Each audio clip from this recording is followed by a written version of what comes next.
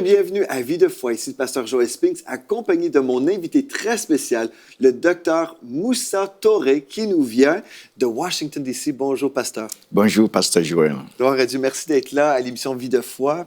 Merci. Hier, on a eu du bon temps avec pasteur Michael Lebeau, qui est vraiment un résultat ou le fruit de votre ministère. Gloire à On Dieu. a découvert en fait que vous avez reçu une visitation surnaturelle du Seigneur Jésus lorsque vous étiez musulman. Jésus s'est présenté à vous, il vous a révélé son amour pour vous, vous a sauvé surnaturellement, comme nous tous en fait. Si nous sommes sauvés, c'est toujours un miracle. Mais vous avez vraiment eu un parcours très spécial et aujourd'hui, on va découvrir encore d'autres histoires, des témoignages de guérison, de miracles que vous avez vécu. Et on va parler spécifiquement aujourd'hui comment développer notre capacité spirituelle. Donc, c'est vraiment une émission qui va être très chargée, mais chargée de bénédictions. Amen. Donc, je vais vous inviter à partager un peu ce que le Seigneur a déposé sur votre cœur pour cette émission. Oui. Donc, ce qui est important que je voudrais apporter comme contribution à l'édification du corps de Christ, c'est aider les frères et les sœurs à développer leur capacité spirituelle. Qu'est-ce que la capacité spirituelle? Si vous prenez deux récipients de dimensions différentes, l'une est plus grande que l'autre, et vous les remplissez, les deux récipients sont remplis, on peut dire que c'est la même chose du point de vue remplissage. Mais du point de vue capacité, ce n'est pas la même chose. C'est ça. Donc, on peut appeler deux choses, deux personnes remplies du Saint-Esprit, mais en fonction de la capacité de leur esprit, ces personnes seront capables de faire différentes choses. L'une qui a une capacité supérieure pourra faire davantage avec remplissage du Saint-Esprit. L'autre qui a une capacité inférieure pourrait faire certaines choses, mais pas autant que celle qui a la plus grande capacité. Donc, c'est important pour les chrétiens de développer la capacité de leur esprit. Donc, c'est cela que je voudrais apporter en sachant qu'il est essentiel que nous puissions apporter des fruits. Des fruits. Dieu veut les fruits. Oui. Oui, c'est ça, c'est vraiment important qu'on puisse glorifier le Seigneur par nos vies et produire pour le royaume de Dieu. C'est ça. Par exemple, des âmes qui viennent à Christ, c'est des fruits merveilleux. Des corps malades qui sont guéris, des personnes délivrées par la puissance de Dieu. Tout ça glorifie le Seigneur. C'est ça. Mais pour y arriver, comme vous dites, on doit se développer. C'est ça. Et vous avez vécu plusieurs miracles. Peut-être aujourd'hui, vous pouvez juste nous aider à comprendre comment vous êtes passé peut-être d'une certaine capacité à une autre. Qu'est-ce que vous avez fait pour voir plus de fruits pour la gloire de Dieu? Une référence biblique, un exemple. Ses disciples se trouvent devant un jeune homme, un jeune garçon. Il n'arrive pas à chasser les démons. Et le monsieur se retourne, le papa se retourne vers Jésus et dit, tes disciples n'ont pas pu chasser. Et Jésus leur dit, homme sans foi, vous n'avez pas de foi. Cette foi n'était pas la foi pour être sauvé. Ce n'était pas le manque de foi pour suivre Jésus, mais c'était le manque de foi pour faire l'œuvre de Jésus. Donc la foi pour faire l'œuvre est différente de la foi pour être sauvé. On croit en Jésus, on est sauvé. Mais cela ne veut pas dire qu'on peut faire automatiquement les œuvres de Christ. Alors que Christ a dit, les œuvres que je fais, vous les ferez aussi. Donc ce n'est pas seulement avec la foi en Christ, mais c'est la foi avec laquelle Christ a fait les œuvres. Donc il faut arriver à avoir, en plus de la foi en Christ, il faut arriver à avoir la foi de Christ. Comme on retrouve dans Marc 11, 23. Là, voilà. La foi de Dieu. La foi de Dieu. Donc, quand Jésus leur dit, par exemple, de commander à la montagne, de parler à la montagne va laisser jeter, si vous avez une foi comme ça, il ne parlait pas de la foi pour être sauvé. La foi pour commander à une montagne n'a rien à voir avec ton salut. Voilà, ça c'est la foi pour faire les œuvres. Donc, lorsque nous avons à cœur de faire les œuvres que Christ a faites, il nous faut nous développer premièrement dans la foi du Fils de Dieu. C'est ce qui est arrivé avec les disciples.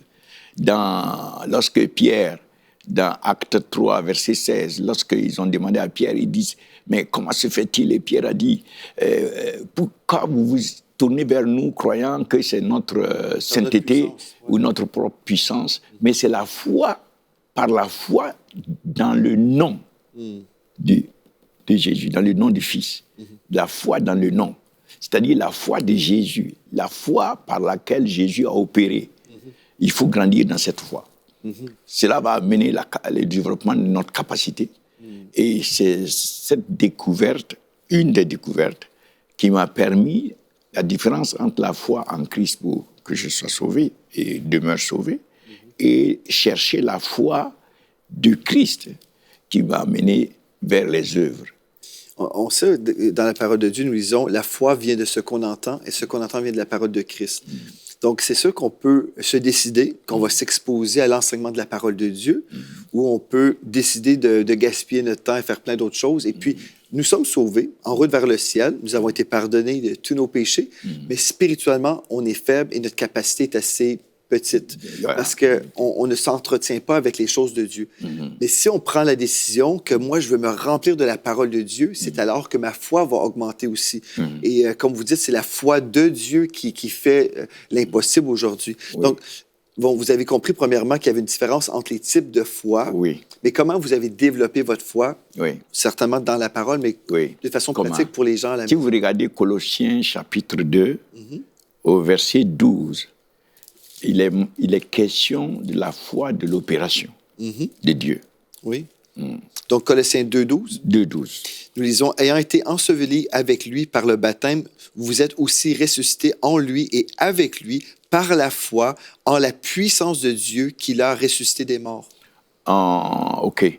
Dans la version anglaise, anglophone, il est mention de la foi de l'opération de Dieu. La foi par laquelle Dieu opère. Et c'est cette même foi que Jésus est venu utiliser sur la terre pour faire les œuvres. Un exemple, lorsque les disciples ne pouvaient pas chasser les démons, Jésus leur a dit, ce genre ne part que par la prière et le jeûne.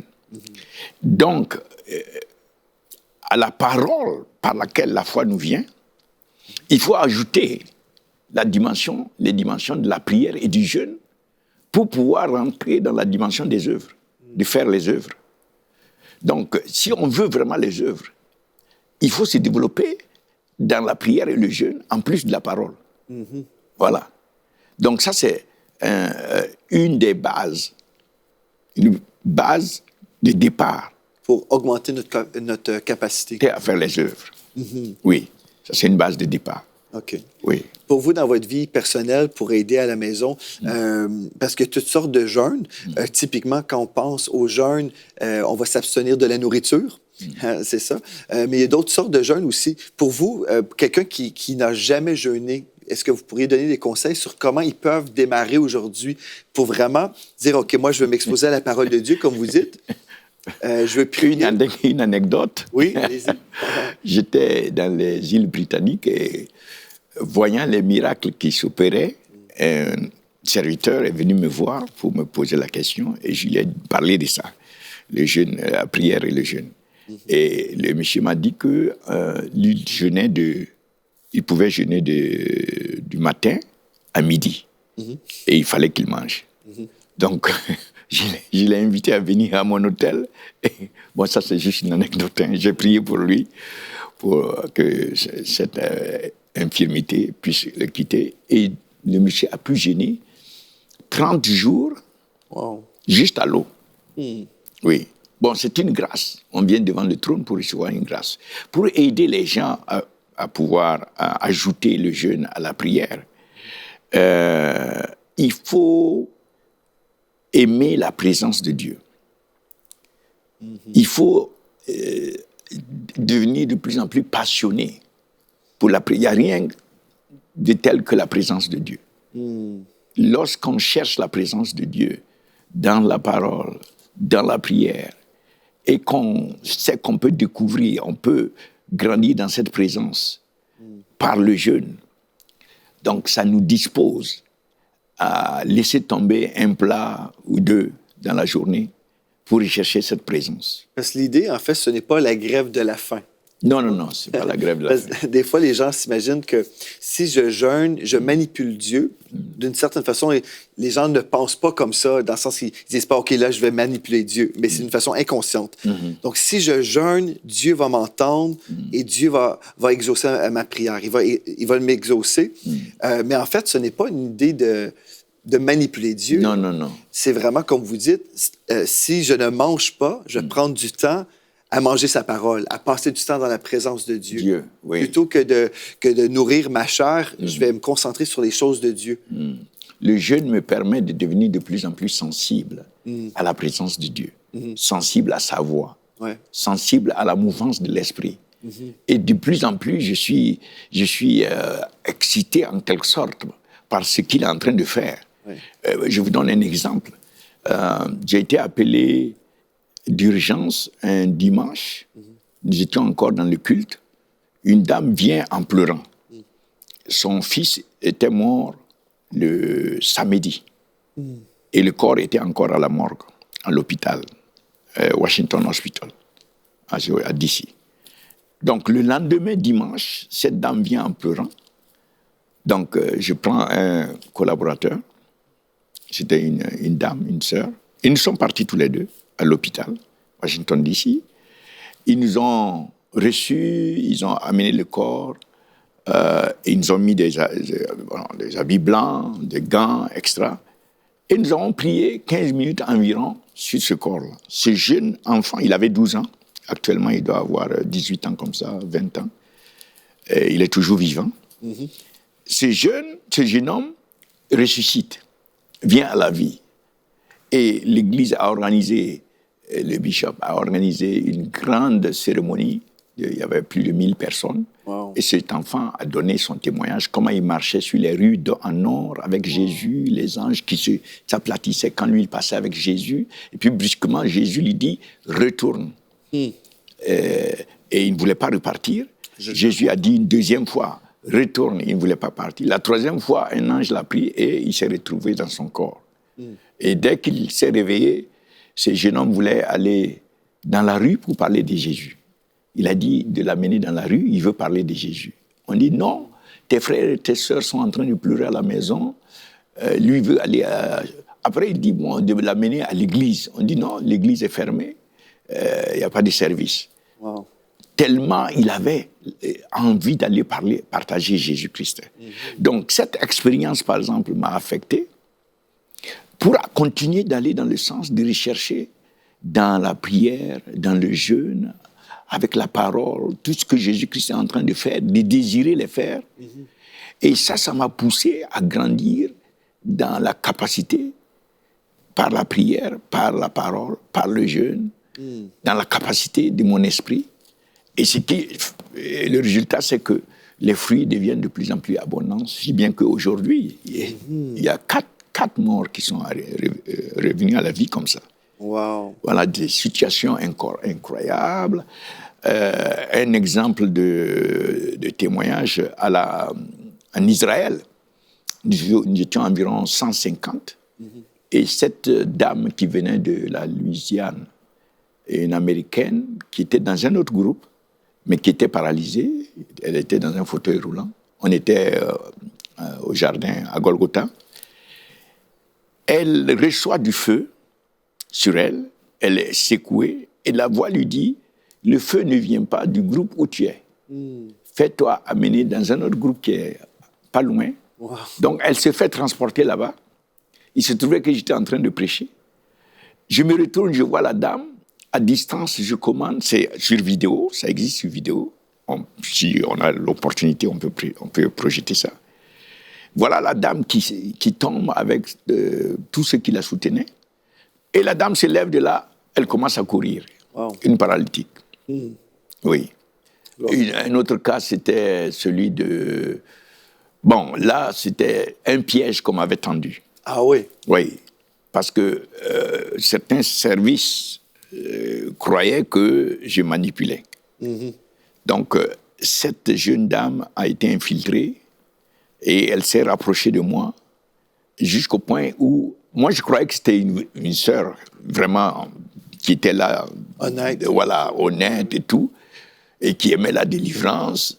Et finalement, il m'a poussé à organiser une grande cérémonie où j'allais prêcher sur la délivrance et faire ce que j'ai dit que Jésus-Christ nous rend capable de faire. C'est-à-dire, les aveugles voient, les paralytiques marchent, les sourds entendent, extra, les miracles.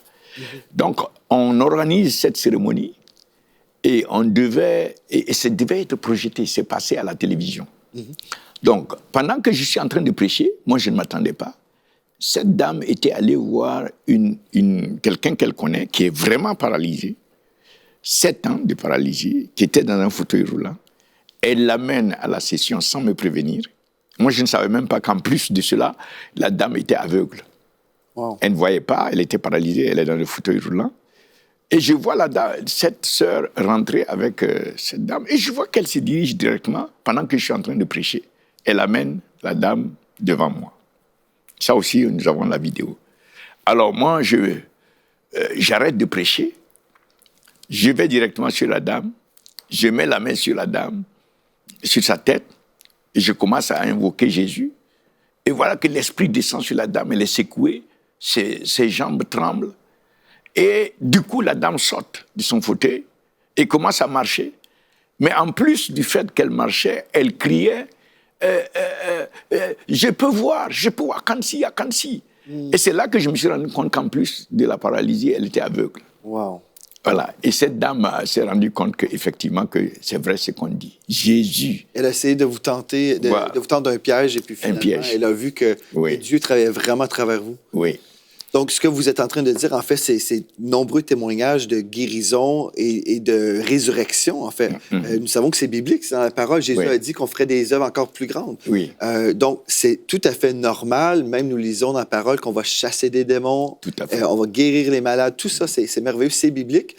Mais plusieurs chrétiens, aujourd'hui, disent, oui, c'est dans la parole, mais ces choses-là sont passées avec les apôtres. Pour vous, c'est trop tard.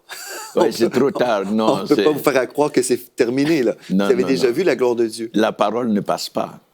Oui. C'est ça. Mais quelqu'un qui dirait, pasteur, moi, je veux vivre la gloire de Dieu comme ça. Je veux être équipé de cette puissance surnaturelle. Je veux que ma capacité augmente. Et vous me dites, il faut être dans la prière, la présence de Dieu, dans la parole, et aussi dans le jeûne. Dans le jeûne. J'ai eu quelqu'un qui m'a déjà dit, pour moi, jeûner, c'est tellement difficile, parce que j'entends dire qu'on devient plus sensible. Pour moi, quand je jeûne, je pense juste au repas qui m'appelle. Qu'est-ce que vous pourriez dire aux personnes? Je sais qu'il y a plusieurs personnes qui luttent comme ça. Qu'est-ce que vous pourriez dire aux personnes qui disent... Il ne faut pas être découragé. Il ne faut pas être découragé. Et c'est le début. Au début, on n'est pas encore parfait. Donc, il y aura une évolution. Il faut seulement vouloir et continuer, et persévérer et demander au Saint-Esprit de t'aider. Et tu vas voir qu'avec la grâce de Dieu, tu vas pouvoir le faire. Et pour vous, comment ça s'est passé quand vous avez commencé à jeûner? Est-ce que ça a pris beaucoup de temps ou vous avez reçu dès le départ une grâce surnaturelle pour le jeûne? Non, bon, pour moi, tu as vu que même à ma conversion, c'était vraiment surnaturel. Donc tout s'est passé pour moi de cette manière. Par exemple, pour le baptême du Saint-Esprit, je ne croyais pas du tout. Ah non? Non. Quand je regardais les gens parler comme ça, je me disais, mais ces gens, ils se foutent des gens ou quoi? Regarde ce qu'ils racontent. Ah ouais? Qui peut comprendre des choses comme ça? Donc, intellectuellement, je rejetais ça. Ah oui, et ça me surprend quand même. Oui. Et donc, un jour, ce pasteur, le premier pasteur que j'ai eu, qui est devenu bishop maintenant, est venu à la maison. J'invitais mes amis de la Banque mondiale pour venir à l'étude biblique chez moi. Donc, il est venu, il nous a partagé sur le Saint-Esprit, sur le baptême du Saint-Esprit.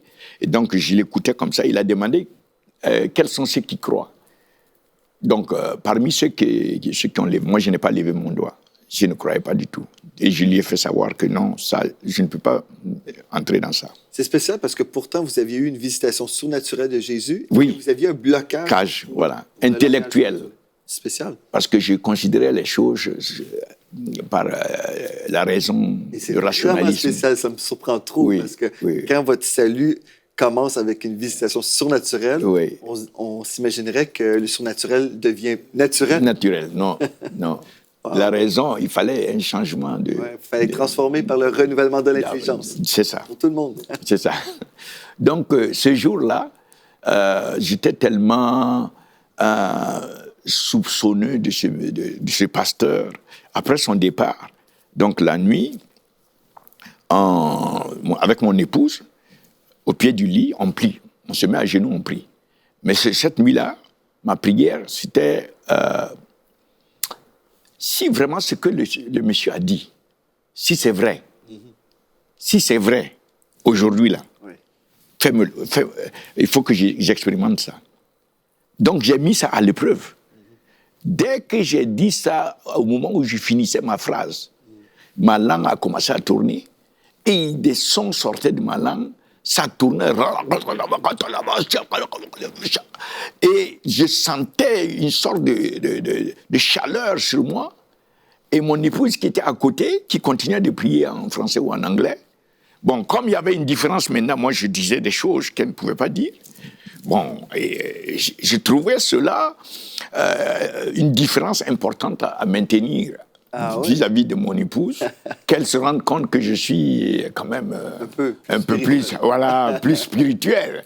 Donc, je suis resté là jusqu'à peut-être 2h, 3h du matin, en train de prier en langue. Elle a fini, elle s'est couchée, moi je continue de prier en langue. Et c'est ainsi que j'ai été baptisé du Saint-Esprit. Wow. Et chaque fois maintenant, depuis ce jour, lorsque nous prions, moi je prie en langue pour marquer la différence.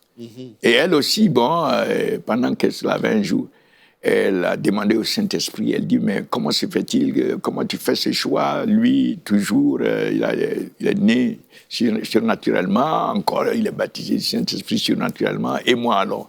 Pendant qu'elle était en train de faire ça, le Saint-Esprit est descendu sur elle aussi. Elle m'appelle dans mon bureau et elle prie en langue. Et moi, je dis non. Ce que tu es en train de dire là, c'est pas comme le mien. C'est différent. Donc, je rentre le soir. Pendant que nous sommes en train de prier, elle prie selon le langage qu'elle a eu. Et le Saint-Esprit me traduit ce qu'elle est en train de dire pour me montrer que, effectivement, c'est de Dieu. Oui. Donc, pour revenir à la question c'est de savoir comment, pour moi, c'est arrivé. Oui. Est-ce que je me suis mis à jeûner ipso facto ou bien il y a eu une évolution? Donc, je peux dire que ça a été brusque aussi. Comme votre salut.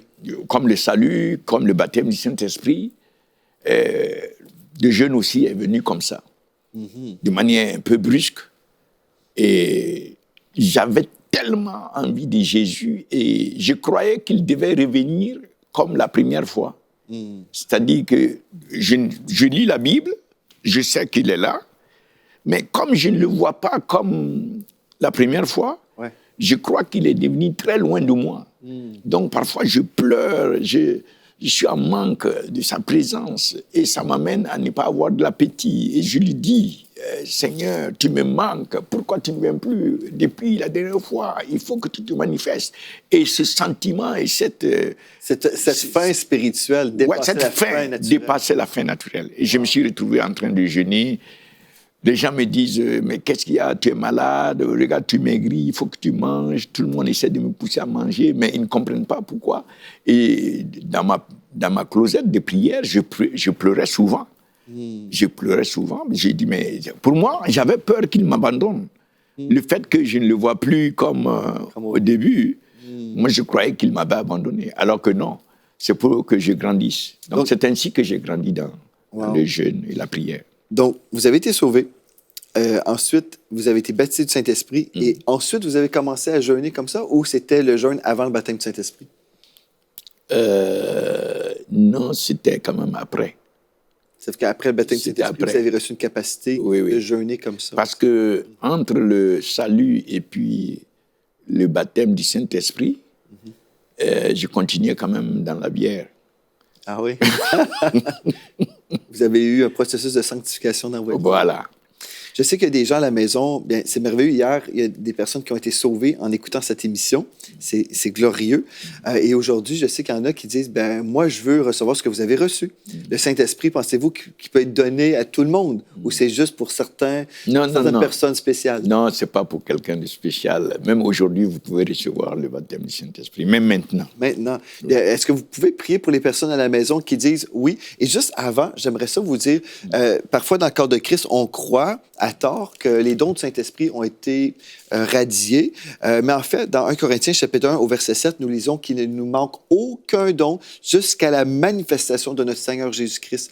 Et c'est un frère qui ne croyait pas dans les dons du Saint-Esprit qui m'a avoué qu'il a dû changer sa position théologique parce qu'il disait, dans la parole, il est écrit qu'il ne nous manque aucun don, incluant aussi le don du Saint-Esprit. On peut parler de tous les dons spirituels, mais juste aussi le baptême du Saint-Esprit, c'est un don qu'on reçoit de Dieu aussi. Donc, si vous voulez prier pour les personnes qui ont soif en ce moment, je crois que vous allez recevoir dans le nom de Jésus. Alléluia. Alléluia.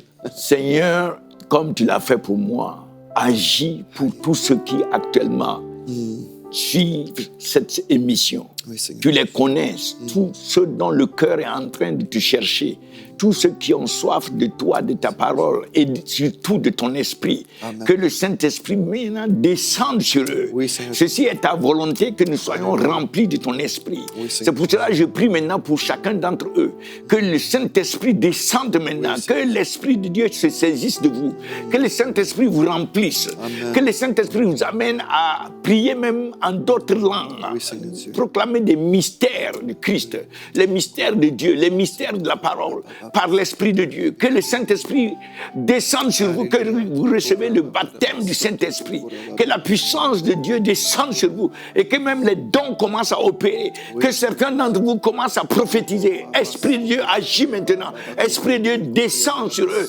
Esprit de Dieu saisit. Esprit de Dieu remplit tous ceux qui sont en train d'écouter ta parole. Agis maintenant. Tu es Dieu. Rien n'était impossible. Nous ne sommes ici, mais tu es partout dans le monde. Agis, touche-les. Tu es omnipotent, tu es omniprésent. Touche-les et transforme-les. Remplis-les comme tu m'as rempli souverainement. Au nom de Jésus-Christ. Et je déclare, recevez l'Esprit au nom de Jésus-Christ. Recevez la puissance de l'Esprit. Recevez les dons de l'Esprit au nom de Jésus-Christ. Et nous déclarons qu'il en est ainsi parce que Dieu a dit sa parole ne retourne pas sans produire son effet. C'est vrai. Amen. Au nom de Jésus, nous avons prié. Amen et amen. Gloire à Dieu. Vous avez été remplis du Saint-Esprit aujourd'hui. Écrivez-moi à videfoi@emcitv.com et dites-moi ce que Jésus a fait pour vous si vous avez reçu son puissant baptême. C'est merveilleux. Gloire à Dieu. Merci, Pasteur Touré. On a été bénis. On va poursuivre demain en entendant vos témoignages de gloire, de miracles. C'est vraiment merveilleux. Et je veux vous remercier également d'avoir été là. D'ici à demain, soyez richement bénis.